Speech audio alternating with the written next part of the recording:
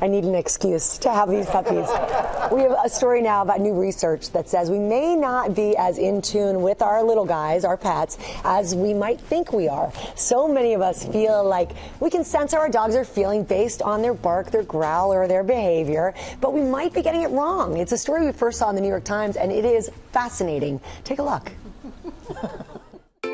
Whether it's a wet kiss, those puppy dog eyes, or a wag of the tail, all dogs have a unique way of communicating, some more than others. Speak! Hi there. Did that dog just say hi there? Oh, yes. But according to new research, pet owners may not be so spot on when it comes to reading their dog's emotions. I always had this kind of inkling that people maybe aren't as good as they think they are when it comes to understanding dogs' emotions. In a study out of Arizona State University, canine behavior expert Holly Molinaro showed a few hundred people different video of her family's dog Oliver, encountering various situations like getting a treat or being reprimanded. No! And asked them to rate how they thought he was feeling. Getting a treat, people would think a dog is happy. Being reprimanded or being scolded, people would think the dog is sad. But then researchers took out the backgrounds of the videos to look like this and asked the same question. When they saw the videos where all they could see was Oliver on a black background, people couldn't tell the difference between whether he was happy or sad. And it didn't stop there.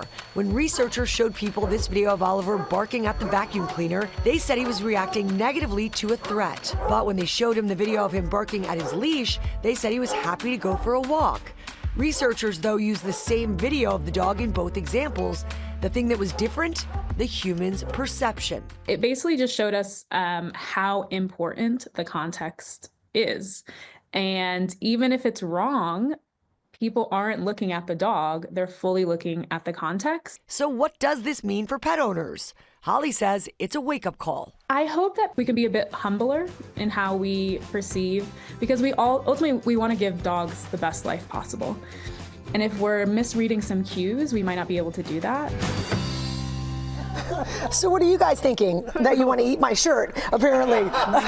The takeaway, the next time your dog gives you a look, don't just assume you know what they're feeling. Take a beat and really try to look at the whole situation. It was a fun study. We thought it was a really good story in the New York Times. And yes, we wanted to have puppies. And now that we're empty nesters, Al and I spend way too much time talking about Cooper's moods. Yes, they're our kids. They really are.